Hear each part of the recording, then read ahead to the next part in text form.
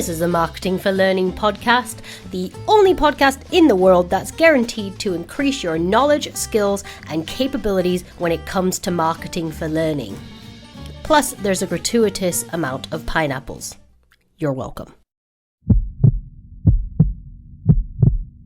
Hello, and welcome back to the Marketing for Learning podcast and our last podcast of 2023. What a year. We have had a phenomenal year. We are on such a high. We've won awards, we've had fun, we've worked with so many wonderful people, and we've recorded a lot of episodes for you.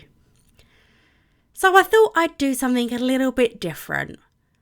And I'll be honest, I thought this was doing something a little bit lazy, but it turns out this has actually been way harder than recording a normal podcast for you. But hey, I'm sticking with it. I have picked out our 12 most popular podcasts that we have recorded this year. And I'm going to share with you the top key takeaways from each of them throughout this episode. They're not in order of their popularity, because putting them in the order that I have tells a really wonderful story and might provide you some actionable insights, things you can take away, things you can apply in 2024 to your L&D function. So I'm going to stop whittling on now, and we're going to dive straight into the first podcast episode that ranked in our top 12, and that is the taster for our Marketing for L&D program with the LPI. And often our solutions to these challenges are, okay, we have an engagement problem. It must be that our learning isn't as modern as it should be. Or, oh, it's our learning platform. People can't navigate it. It's clunky. It's not the most modern LXD, HCML, whatever new acronyms are coming out on the market. We are always looking at tech to solve the problems with our employee engagement. But I put it to you guys that maybe we should consider the fact that perhaps the technology isn't actually at the root cause of many of our learning challenges, not just employee engagement. But to me, the major issue that we contend with, 60% of you guys just told me that you've lost some of your budget this year. That probably means that your C-suite, the board, your senior leadership are watching you. You're probably under more scrutiny than normal because your budgets have been cut. We're in a recession. Things are hard for us. But what's caused that loss of budget? Well, to me, maybe we're not getting the impact from our learning. We're not being able to show the value of that. We're not getting changes in performance and behavior. The learning culture isn't where the organization wants it to be. What's causing that? Well, employees aren't engaged. This is what my clients say to me time and time again. My employees are not engaged. Why? Well, nobody's really communicating with them. They don't actually know that learning exists, and they often don't understand the value of learning in a way that resonates with them. I argue that the core and the root cause of many of our core issues in L&D stem from a lack of awareness in learning. Okay, our next episode of our 12 episodes of ChristMAAS is a one-woman debate that I did after attending one of the Learning Live networking events, when the guy from LinkedIn, who shared really phenomenal insights, didn't circle marketing as a human skill, and it kind of got my back up a little bit. So listen in to understand why I think marketing is absolutely a human skill. So before we get started, let's actually clarify what we mean by human skills. Human skills are non-technical skills that you aren't necessarily taught in traditional education. So teamwork, creative thinking, mindfulness, self-awareness, innovation, creativity, those kind of things. They are the skills that are innate. They're things that are just inside us. And also they make us relate to other humans on a much better level. At its core, marketing is about building relationships, and that in itself is a human skill. You need to understand the pain points, challenges, wants, needs, fears of your target audience if you're ever going to get their butts moving. How are you helping them achieve that goal? Without having this deep empathy and understanding of your audience, you're not going to get very far. The second human skill that you can't be a marketer without is impeccable communication skills. Communication is fundamental to marketing. They just go hand in hand. But having that ability to communicate with so many different people in so many different ways, it is a human skill. It is something that is inside us. It's a soft skill, you might say. Those best marketers know how to communicate with empathy, compassion, excitement, the right emotion and the right vibe for that moment in time. And the last human skill I want to talk about today that is so important in marketing is creative thinking.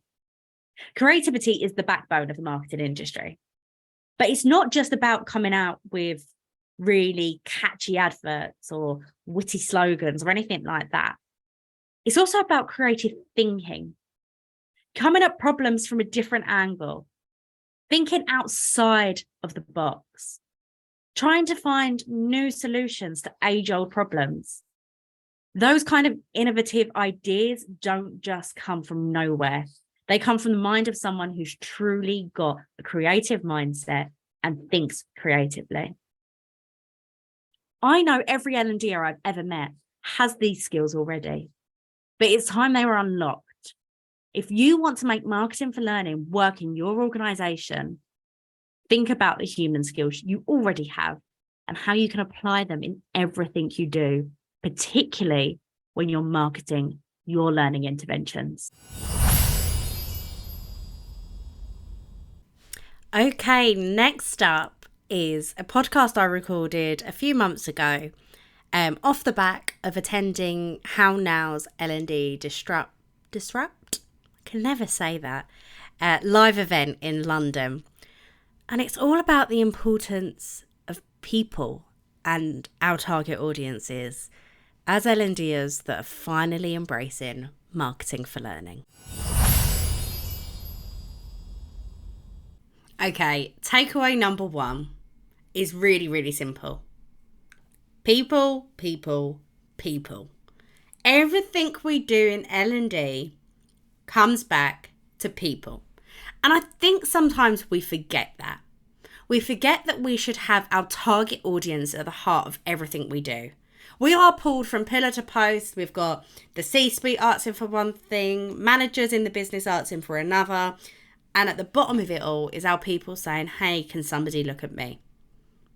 In all of the conversations I had, whether that was about AI, whether it was about new developments, whether it was about whether we call ourselves L&D or not, everything came back to the people at the heart of it, came back to our target audience. We talk about this so much at MAAS. In fact, our whole first session on the Marketing for L&D masterclass is about mindset and about customer centricity. And I think L&D would do a really good job at honing that skill of customer centricity a little bit more. Putting our people at the heart of everything we do will change the narrative. It will change the way we're talking to people. You might be thinking, can I already do that? This is such a rubbish takeaway. But the amount of people I spoke to last week that were humble enough to say, you know what, I think I've taken my eye off the ball there. I think I've kind of slipped into that old narrative. So remind yourself that your audience is the most important person in the room. Remind yourself that you need to have them at the heart of everything you do. And just sense check the work you're doing. Are you really championing your target audience? And if not, stop, pivot, and put them at the heart. All right, the next podcast episode is way more tactical and practical. We're talking about personas. We have spoken so much about personas in the last year because they are that important to your marketing for learning journey. So in this clip, I'm going to explain to you why they're so important. I truly believe learner personas are the backbone of really phenomenal marketing for learning. Because learner personas allow us to improve targeting. It helps us make the marketing actually effective and resonate and answer the what's in it for me. It will allow us to personalize the marketing. So what resonates with you might not resonate with me and vice versa. So it allows us to personalize our marketing so that we can actually get butts moving. And it allows us to have a meaningful conversation with people. All too often in L&D, we're just shoving out information and hoping for the best. But with personas, we can actually send really targeted, really impactful communications to our people. But with so much data in L&D, why on earth do we need personas? We know their job title, we know what they're doing, we know their job role, we know a lot about them. So if we can segment on that and their demographics, their age and all things like that, why isn't that good enough? And this is an example that you may have seen us talk about before. King Charles and Ozzy Osbourne. They could not be more different, could they? But demographically, they're almost identical. They're both male. They were both born in 1948. They were raised in the UK. They've both been married twice. They both live in castles. And they're both wealthy and famous. King Charles, Ozzy Osbourne. Very different people, aren't they? Their intrinsic motivations in life are probably incredibly different.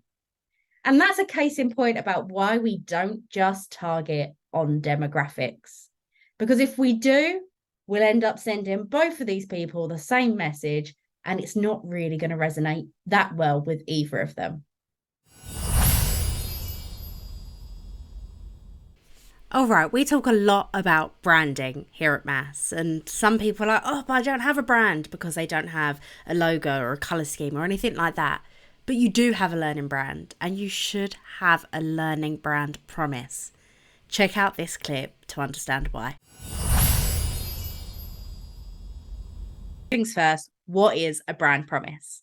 A brand promise is a pledge you're making to your target audience.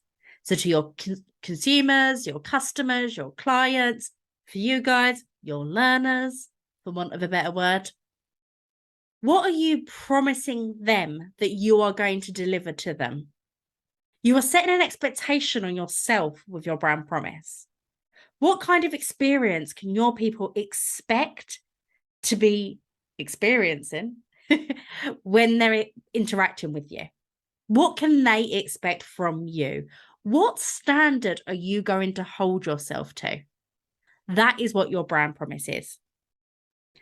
Essentially, for L&D, a brand promise defines who you are as a learning function. You're not the learning and development team. You're a team that wants to fulfill X brand promise. Brand promises aren't necessarily something that you'll ever see in marketing. Sometimes you do. Some brands do externally put their brand promise out there in their ads and such like. But oftentimes a brand promise is something that's quite internal. You might find it on websites when you dig through. But really, it's something to keep marketing teams and organizations as a whole on track and true to what the organization values.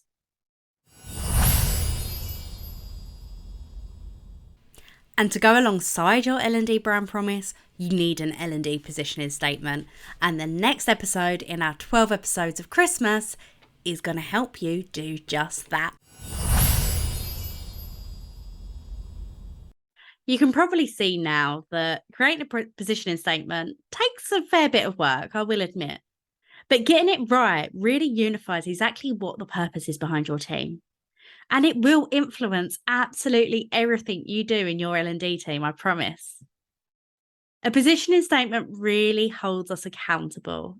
It not only tells us what we're promising, which is open to interpretation, it clearly defines the what. What are we going to do as a team? I really, really encourage anybody in L&D to create a positioning statement for their team.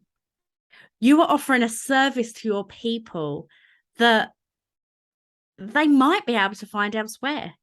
They might find themselves on things like LinkedIn Learning or any of the external learning platforms that are in our industry. But you want them to engage with content that you've created for them or curated for them. And your positioning statement will help tailor all of your marketing messaging, all of your communication, your visual design, your branding, everything. Your positioning statement will solidify everything you're doing as a team. So take some time this week, try to create your positioning statement, use a template from HubSpot, create something that your team can be proud to strive towards. All right, guys, we are halfway through our 12 episodes of Christmas. I'm really, really trying to resist the urge to sing the song that has "We're halfway there" in the lyrics. I'm sorry if it's now an earworm, but at least you didn't have to listen to me sing it. The next episode is all about conditioning and psychology in marketing and advertising, and Ash gives some great tips on how we can apply that in a learning function. So Ivan Pavlov was around in 1904, believe it or not, and he was actually a Nobel Prize winner for his work on digestive processes. Riveting. But while he was actually doing that work around the Nobel Prize, he started to note that his canine subjects would begin to salivate when an assistant would enter the room. So when they would come into the room to start to provide food or snacks or treats to monitor the digestion of the dogs were basically anticipating the snack, and then therefore they would salivate accordingly. For him, salivation was a reflexive process, which means that it occurs automatically in response to a specific stimulus, and it's not under conscious control, much like our heart beating. But Pavlov actually noted that the dogs that he was studying would often begin to salivate even when there wasn't food or a smell. They would begin to salivate just when someone came into the room. The theory behind this is essentially that the salivation is a learned process. It is classical conditioning. So classic conditioning is quite a fascinating phenomenon that is used in advertising to this day. What we're essentially trying to do is connect with our audiences in an autonomic way and create a physiological response. And the reason I want to talk to you guys about classical conditioning is not because I want to encourage you to, essentially brainwash your learners or, condition them into doing certain things. But I do think there are clever ways that we can transfer the idea of searching and actively pursuing learning in an organization from one that is fully conscious to one that has moved to a little bit more of a subconscious behavior. We talk a lot about how we can use brands and visual markers to create more object permanence in our learners' brains. We talk a lot about how we can reach people and connect with them on an emotional level through campaigns, through your imagery and your copywriting, how you can be more evocative, how you can influence, how you can persuade. But also have a think about how you can actually get people to have a subtle response to your communications or your learning in the ways that Coke and Marks and Spencer's have. Maybe that means if they see your logo or they see your brand, they immediately associate it with learning. If they've had positive experiences, that may well be enough to prompt a desire to go and find a solution to a problem they have. Alrighty then. So for our next episode, we have the first of a few interviews and guest speakers on the podcast. And this one was with Mirjam Neelan, and she's talking all about evidence-based learning design and why that's so important. So obviously you've mentioned evidence-informed learning design a few times. Can you explain a little bit more to me what that is and how that kind of deviates from maybe the more traditional instructional design approaches that have existed? Let me start by explaining what it is. So it has three types of evidence that you use to inform design decisions. So it would be your experience and expertise, it would be systems data and stakeholders, and the third pillar would be evidence from the learning sciences. So there's three different types of evidence that you would use to make decisions as you go. It's different from evidence-based in the sense that evidence-based is really grounded in the medical world. So it's really about using really high quality evidence to make decisions for individual patients. So in our world, that's a bit different because you always have to be quite careful how you interpret evidence, especially from the sciences, because it's a bit softer. I mean, it's better than nothing. So you still need to use it, but you always have to kind of like test and evaluate in your specific context. You ask how it's different from traditional instructional design. I think traditional instructional design also gathers evidence, for example, by working with subject matter experts and gather evidence around, what needs to be learned, what does that look like. I don't know to what extent it actually triggers people to use the evidence that we have from the learning sciences. So, I mean, instructional design is more like a process, right? Yeah. And you use the evidence within the process to make decisions. So yeah, it's not necessarily something different. It's more at a different level. So our next episode is another guest episode, and this time is with the wonderful Paula Hughes, friend and fan of the podcast, but friend first and foremost. Ash and I absolutely loved this chat with Paula, and if you haven't listened to the full episode, I'd recommend going back and listening to it. It's absolutely littered with gems of insights from Paula. In this clip, we're talking about UX design and how it's so closely linked to marketing and how they both have such an impact on the overall learning experience. Enjoy.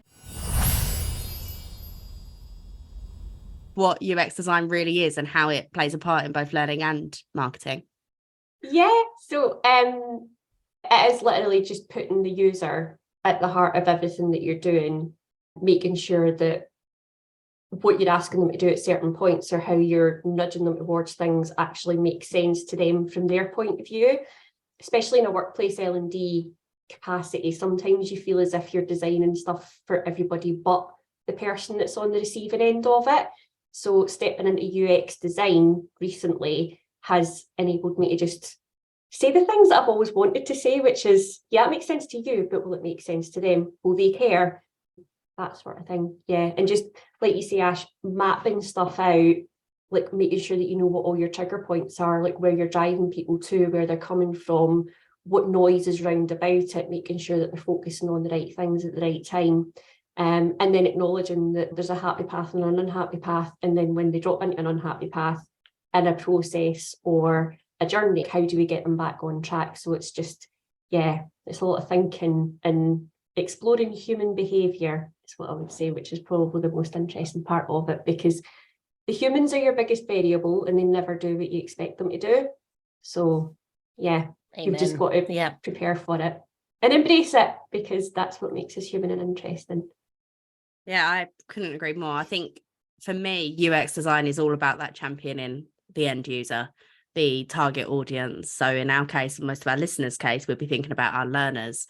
And I love what you just said there about the happy path and the unhappy path, because so many people struggle to put themselves in that learner's shoes, don't they? They struggle to empathize, really, because we are so engrossed in our own world.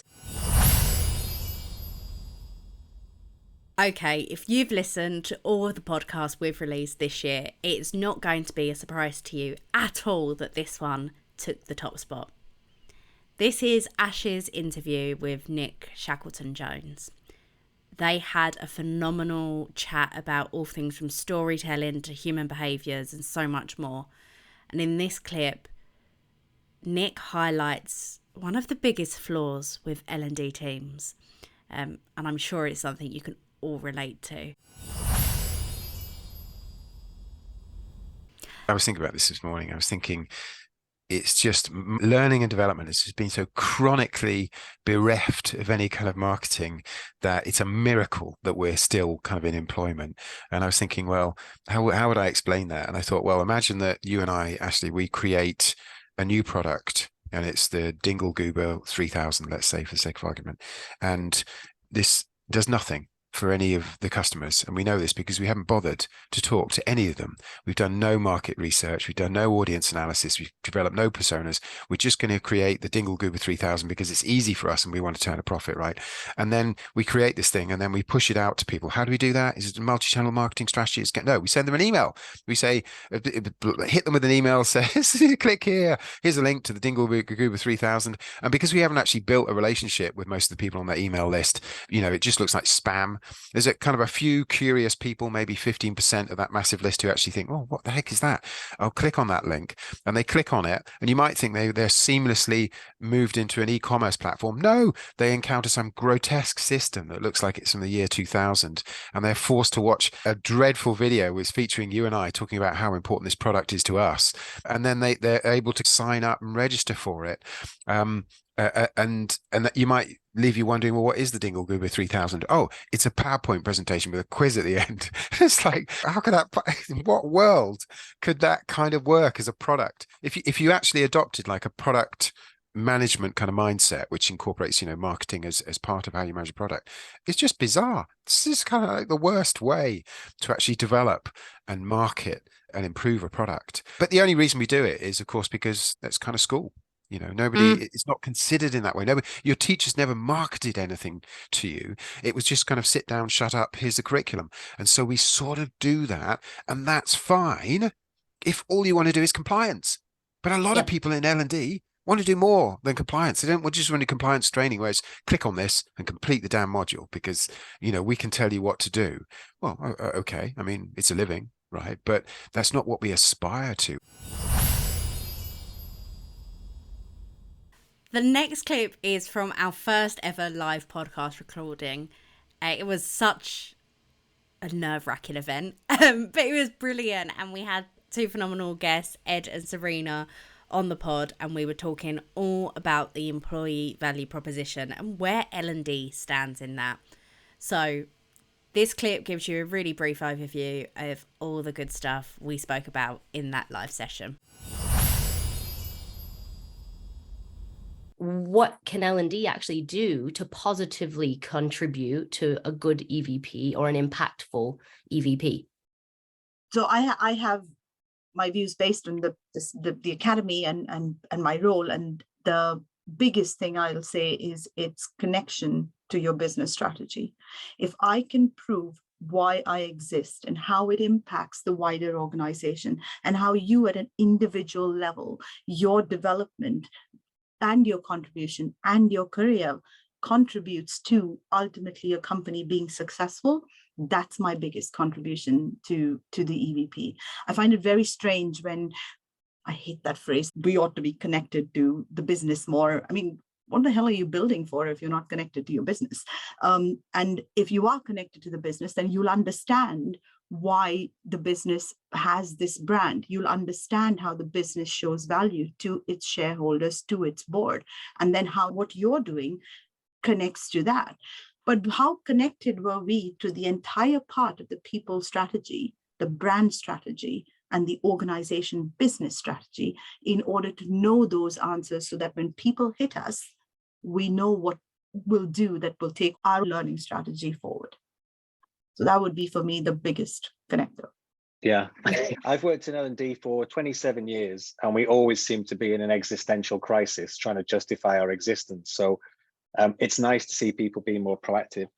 And to further to your point, Serena, to have that interoperability with the other departments to understand how they work.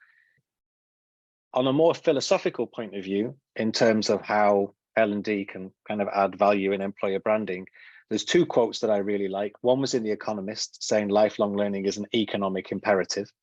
So it's not a luxurious potential thing that we can do. It's a necessity now. And the other quote is it was described as the ultimate pension, lifelong learning. I think in a fast-moving world now, L&D is probably the best way to attract great people and show that you are a people-focused business. We know that the number one challenge for CLOs is a learning culture. So we need to get that right, which includes giving people the freedom to learn and all of the psychological safety stuff. But 1 in 5 workers is likely to switch employers within a year. That's the PwC report. That's a lot. So what happens in those organizations is you will have a shrinking and sometimes, ill-equipped talent pool. So obviously it's a very competitive environment now, and having a strong employee value proposition will ensure you keep those people and you attract the good ones. And last but by no means least, it would not be a podcast episode in 2023 without mentioning 2 little letters that mean so much to all of us right now, and that's AI. In this clip, Ash is joined by AI expert Egle to talk all things AI and how it will impact L&D. So if you haven't listened to the full ep, go back and listen to it, but this clip will give you a taster. If you're doing anything that is company specific, that potentially involves company specific information, and that again gets us back to a strategic decision. And so far, as of September 2023, quite a lot of organizations are putting a pause on using generative AI in learning for that reason. Yeah, I can see that being an incredibly large blocker to adoption. That we're operating in a landscape where learning functions aren't even able to get business data to measure performance impact and correlate that to business bottom lines from a learning perspective. So somehow getting the organization to business-wide adopt Gen AI, I think we're a far stretch away from that. I think there's smaller fish to fry rather than bigger fish to fry and bigger problems. And when you were chatting about some of the things that you were saying earlier, I had a thought that kind of came to my mind, and you did answer it with the performance impact piece, but without running the risk of sounding completely obtuse and facetious about the whole thing, why on earth, when there's so many barriers to access, when it's actually so difficult to get it to a place where it's of use to us in its present form, why would we use Gen AI? To my mind, I'm struggling to see how the benefits outweigh the investment from a time and budget perspective. Do you have a different position on why we should use it, what it's going to do for us? I don't consider myself to be a champion of AI. I am more of a person who thinks about exactly that. How do we make sure that AI is a net benefit for ourselves, for organizations, the society, and so on? So I am pretty much, that's my thinking as well. The thing is that AI is potentially so powerful. And again, maybe not this month, although it is pretty powerful right now, but 3-6 months from now, it's getting increasingly powerful. And if you have the skills, or if someone else has the skills and creates some best practices, once you have that community of practice and use cases and so on, that's when the benefits might start outweighing the risk. So there you have it, our 12 most popular episodes of 2023, with a really, really weak link to the fact it's Christmas and there's the 12 days of Christmas. And I don't know, I really love Christmas. If you're watching this, I apologise for the tacky Christmas cardigan, but I'm not actually that sorry. I just want to take this opportunity to say thank you. Thank you for all of your listens this year, all of your messages, all of your comments, all of your kind words. We genuinely love recording this podcast. It's definitely a passion project for both Ashley and I. And we will always make the time to record episodes for you guys. So as I said at the start of the podcast, this is our final episode of the year. Don't worry, we have incredible episodes already lined up for you, including one guest host of the podcast. It was a really phenomenal chat, and I know you guys are going to love it. That's going to come out early January and start your 2024 off in the right way with your marketing for learning hats on. I want to take this opportunity to wish you all a very Merry Christmas and a Happy New Year. And I will see you all in January 2024. See you later, guys.